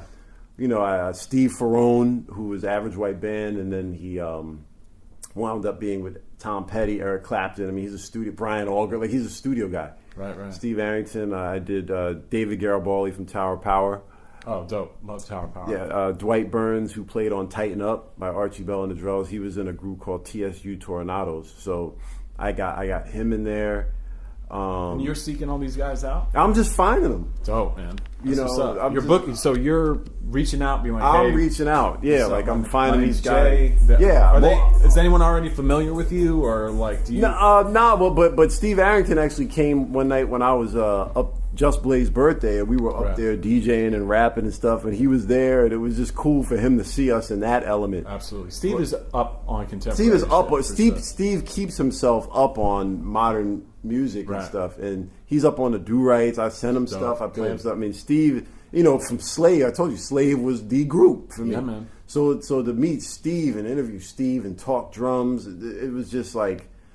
I mean, it was like my life is coming full circle. Like 30 years later, this guy is like kind of like a peer. Yeah, for sure. That was what I dreamt about when I was a kid. And it comes full circle like that. It's like wow, So that interviewing all these guys is just like I'm able to get tips for my career and. For what I'm trying to do as a drummer, like I'm still learning, so I need all the info I can get, and those guys have been great in just giving me. It's on Red Bull Music Academy? Red Bull Music Academy Daily, yeah. Oh, dope. If you just put J Zone Red Bull or J Zone Give the Drummer Some, it'll pop up. Oh, Give the Drummer Some's the name of the thing. Yeah, and there's tons of interviews up there, man. Dope. And just to hear their stories, and then a lot of them never got paid for the samples, obviously. So then it put things in perspective. You know what I'm saying? Man. Because Well, you've seen both sides of the I've fence. seen both sides. I've been a sampling producer, and I've been sampled. People sample my drums, right. and then I talked to guys who got sampled and were paid, and I talked to guys who got sampled and never got a dime. Right. And it gives me just a well-rounded musical experience. I'm able to talk to the boom bap Generation X guys about crate digging, but then I can also talk to the original musicians who've been sampled about how it feels, Right. and then I can just talk to anybody, you know what I'm saying? Like I can have a discussion about music, whether we're talking hip hop or something else. And I always saw myself as somebody I love hip hop and it's part of who I am, but I never wanted to be defined solely by being a rapper. Sure. That used to make me like the rapper J-Zone, like. Rapper J-Zone. That's one of the things I did, but I'm not. That's not what I want to be remembered for. I mean, that's part of what I've done, and I want to be remembered for the records I did. But I also, just I'm a funny guy, but I take my music seriously, and I Definitely. I just kind of want to be able to just visit everything that I wanted. Whether what I wanted when I was 8, what I wanted when I was 12. My goal was like to do it. I wanted to see what it was like to rap on a stage. I did it. I wanted to see what it was like to produce, work with my idols in hip hop. I did it. I wanted to see what it was like to go on a tour. I did it. I wanted to see what it was like to play drums and be in a funk band and make funk records and somebody sample me for a change. I mean, I got to experience it. So like now I kind of feel like I'm still learning, but I've also kind of reached a full circle point where everything I wanted to achieve, I achieved. So now it's like, okay, what have I never even thought about that might be cool to try to achieve? So of course, some of that is making some money. Something I have to eventually take care of. Yeah, but that's the thing too. When you choose to be an artist, man, I'm sure some of those funk drummers can tell you that too. None of those guys are super rich. Like if you're in this to make money, then go do something else. I mean, we all want to survive. Like I have my residency gigs that are consistent. Yeah, that help me stuff. Help me pay my bills and stuff. Right. But I'm not going to get rich. And my goal was never to get rich. That was never my goal to get rich. It would be great to get rich, but that's not what gets me out of bed every day. Right. Like, if I wanted to be rich, I wouldn't have, in 2012, I wouldn't have been playing drums 6 hours a day. I would have gone and gotten some kind of trade and, or figured out a way to get a startup going to like go right to the top, you know what I'm saying? Right. So it's like a lot of these guys have seen their ups and downs financially, and eventually you kind of accept that if you're going to be a musician, this is part of the journey. There's feast or famine living. It's difficult to have a family if you're going to do this, and relationships can be a strain because if you're dating somebody who's just 9 to 5 and they don't know any other way, like that could be a problem. So definitely, like, to do music and really make it your calling and really dive headfirst into it, you're going to have to make a lot of sacrifices, for sure, to do it. And I made those sacrifices, so now it's like, well, how can I just get the most enjoyment out of this, and how can I, maybe inspire somebody else and just learn, just be a sponge and pick up everything I can from it. Yeah, for sure. Well, I dig it, man. And I mean, you're as prolific as you ever were. I mean, you might not be doing rap records, but between the 2 Do Right albums, and then you got like 4 bands that you're just kind of, building up your skill set with. And I think it's great. I think it's an amazing new chapter. That's kind of why I wanted to use the book sort of as a way to start the conversation, because it's like a part of your past. But I mean, you've already, like, as far as a musician and an artist, you're evolving still, and like it takes nuts to fucking pick up a new instrument like in your 30s and dedicate time to it and shit, you know what I'm saying? Like, so I think it's cool, man. I think I'm proud of you, dude, for doing this shit. And I think everybody should buy that album. Yeah, man. Greasy listening, man. Don't tell your doctor you were here, man. Thanks again, man. I appreciate your time. No doubt, man. All right, Thank cool. you. Shouts to J-Zone. Thank you guys so much for listening. I'm going to play one more song off that Greasy Listening album that just came out. So make sure you cop that. Go to his Bandcamp, or you can stream it on Spotify or wherever you listen to music. Just support the dude. He's a hard-working cat that puts a lot of time and dedication into his music too, which is, I've always respected that about him. So thank you guys again for tuning in. This is the Houseless Podcast. My name is Peter Agasta. I'm the host and the producer of the show. Every episode is edited and engineered by CJ Stewart. Much shout outs to him, and thanks for all of his hard work. And just love one another, y'all. Be safe, take care, and I will catch up with you guys when I get back from Budapest. All right, peace, y'all. All right, man, loosen up a little bit right here. All right. Do Rice laying back in the cut. I like that. My name is Pippin Polyester Pete. We're gonna get into something right here that we call a ballad for a fallen country. Talk to me.